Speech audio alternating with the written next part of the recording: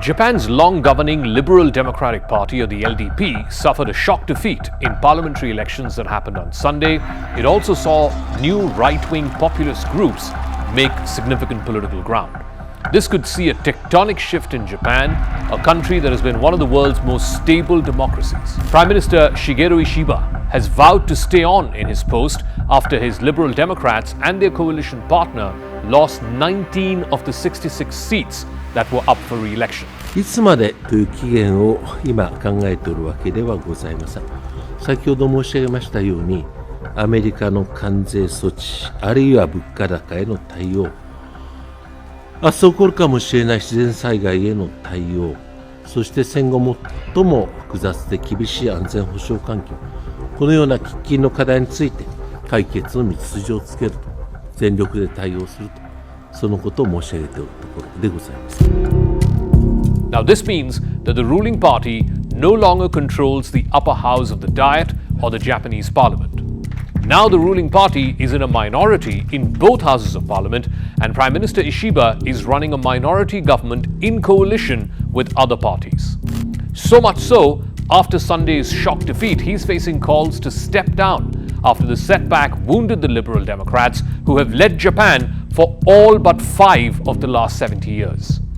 Ishiba and his party failed to convince enough voters that they were the party that could help resolve a host of challenges. The biggest concern was rising prices of staples like rice. There's also the tough tariff negotiations that are going on with the United States, and the growing burden that young people in Japan have to support an aging population and the kind of stress that this has placed on the working age population. The election results exposed a growing generational divide that is altering Japan's politics. The biggest gains were made not by the traditional liberal opposition, but by a gaggle of new parties that drew younger voters with stridently nationalist messages. Among them was Sansito, a populist party led by a politician inspired by President Trump of America. Many are calling the leader of Sansito Japan's Trump. For the first time, we are seeing far-right populism, similar to what we've seen in America and in Europe, also rise in Japan. Before all the votes had been entirely counted, powerful members of the governing party, the LDP, were already calling on the Prime Minister Ishiba to step down and take responsibility for what was a poor showing by his party. In fact, Taro Aso, who is a former Deputy Prime Minister, has said on record that he could not accept Ishiba staying on as Prime Minister. Mr. Ishiba has conceded defeat in a television interview late Sunday that the Liberal Democrats had not done well, had not done as per expectations, but he said he had no intention whatsoever of resigning. He said he still has important work to do, and that includes reaching a trade deal with the Trump administration, which Japan has failed to do so despite repeated rounds of talks. In fact, Trump slapped 25% tariffs on Japan bang in the middle of the campaign, something that hurt Ishiba and his party. 我が自由民主党、そして与党公明党、多くの優位な同志の方々、席が得られなかったということは痛恨の極みであります。自由民主党総裁として心より深くお詫びを申し上げる次第でございます。But analysts say that Prime Minister Ishiba could struggle to find support within his party, particularly so because this is the second defeat in the last 1 year.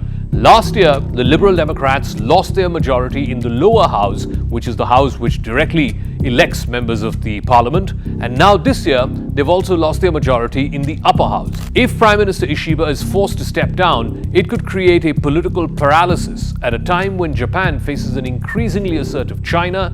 There's also the ongoing tough tariff negotiations with Trump and with America. The biggest winners from Sunday night's vote were two new nationalist parties, the Democratic Party for the People and Sansito. The Democrats gained 13 seats, more than doubling their total presence in the upper house. They're now up to 22. Sansito, which is a newer and more extreme party, also won 13 seats, bringing their total to 15. Both parties managed to win over younger voters in Japan with populist appeals.